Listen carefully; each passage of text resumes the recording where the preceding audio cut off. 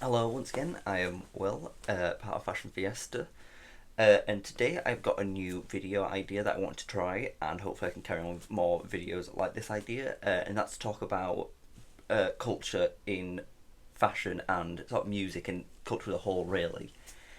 And today I want to talk about one that I'm most familiar with, and that's British culture and fashion, really.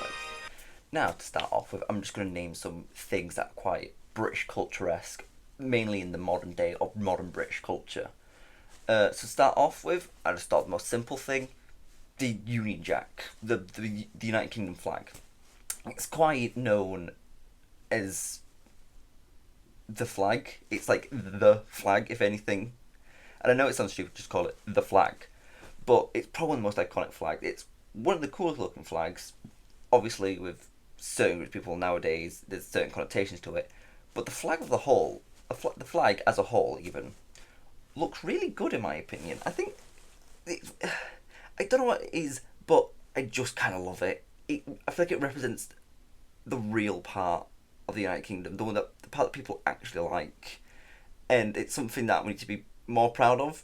The next thing, pretty obvious, I would say, football jerseys.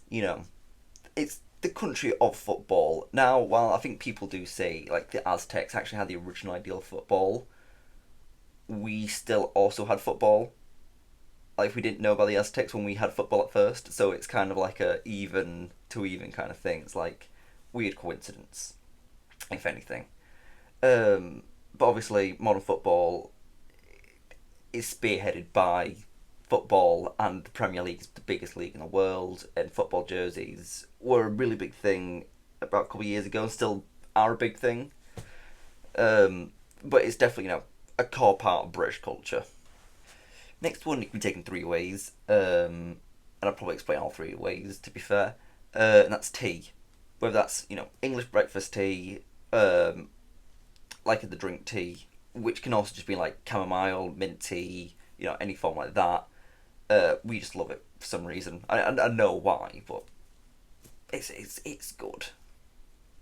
Next is the food tea or dinner or whatever you call it. We do kind of just love a warm meal, like one meal at the end of the day, whether that's Sunday dinner, pie, fish and chips, tikka masala, which kind of isn't a British meal. It technically is a national dish.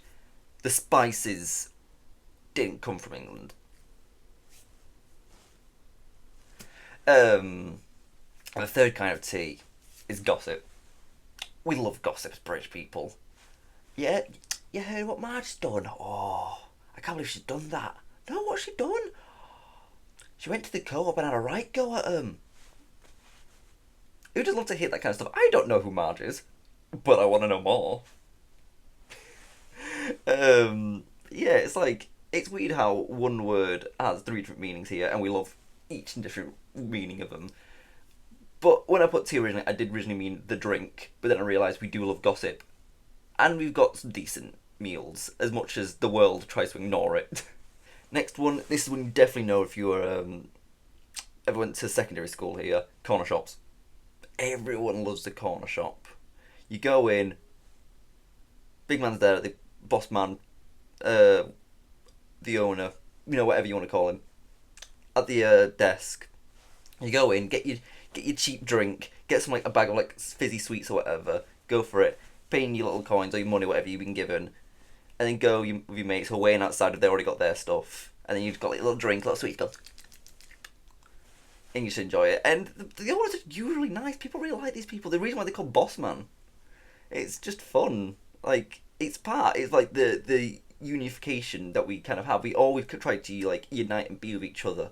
And as much as there has been problems with that in recent years, it's still there. People still want to just be with each other and be united. It's fun. Another one, very British, very classic, pubs.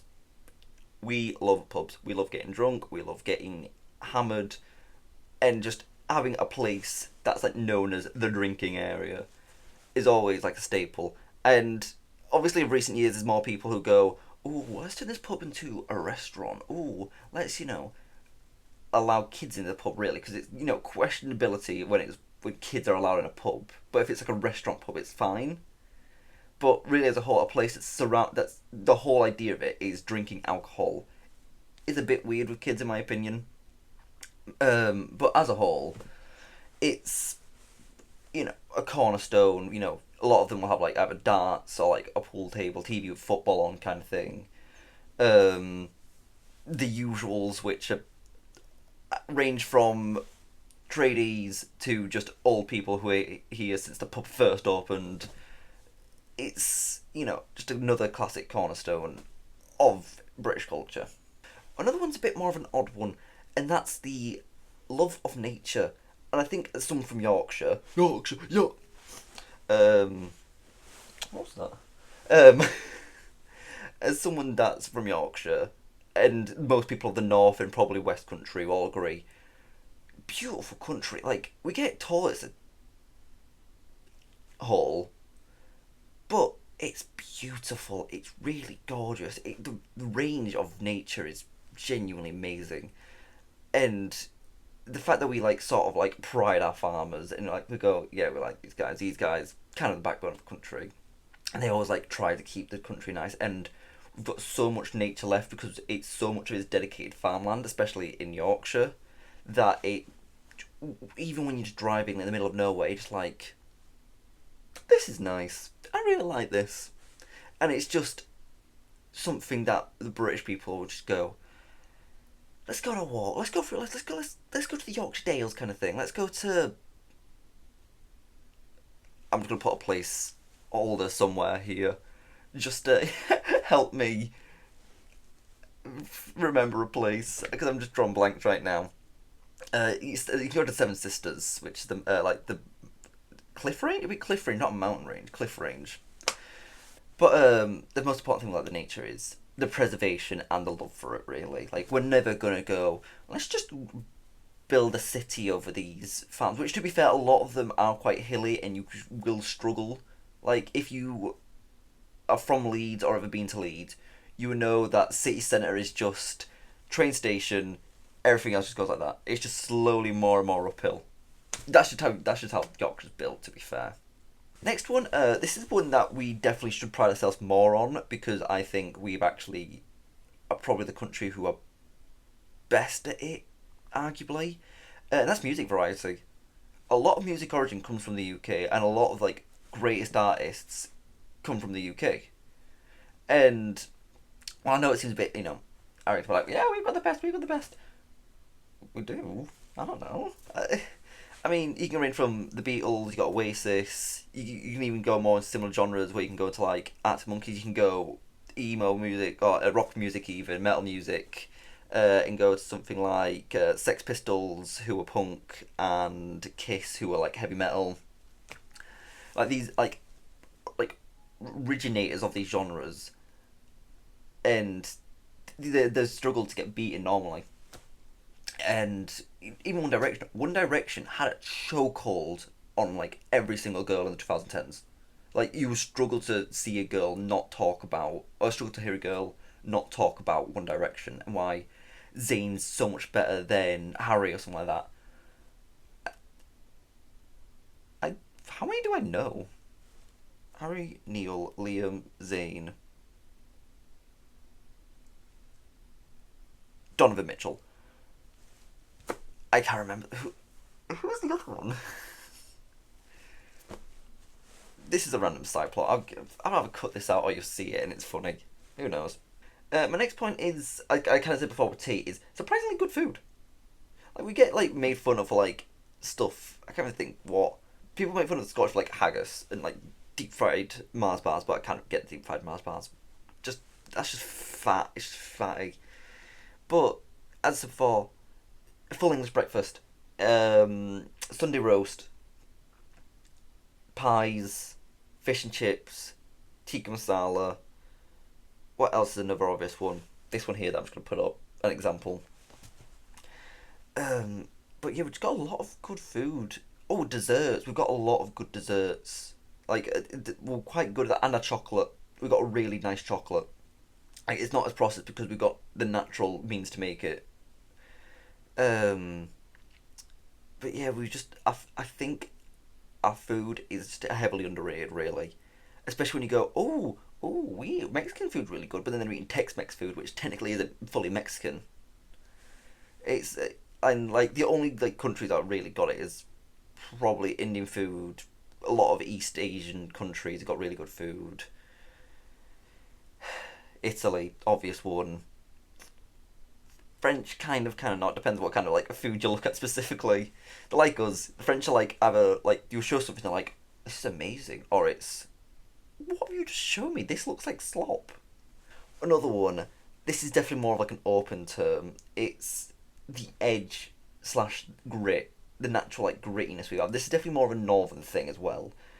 But we're not the kind of people to back down. You can look at any previous war, like World War Two, when backs were against the wall, didn't give up, and we'll still probably never give up because we're stubborn. To put it simply, it's if we say grit, we say we've got an edge, we've got this rough and tough. We know how to properly live. We're just stubborn. We're right stubborn bastards, and I kind of like it. It's just something that's when people go, oh, my culture, we've got nice food, we like dance, we respect family. We go, we like to drink, we're rough. Everyone like to drink because we're rough. Like always respect family. We've got good music. We got good food. We like our food, but we're aware that's what everyone says. We're quite self-aware, and I think that's what the grit comes from. Really, it's like, how can we make ourselves different? Let's just be right bastards, and it works. I mean, kind of not. I mean, there's a lot of questionability in recent years about the grit, mainly from certain side again. Um, but it's something that even if the person you think has got no grit has grit, like even though it may not be shown, like all of us got some form of like force behind us. I posted it in Will here.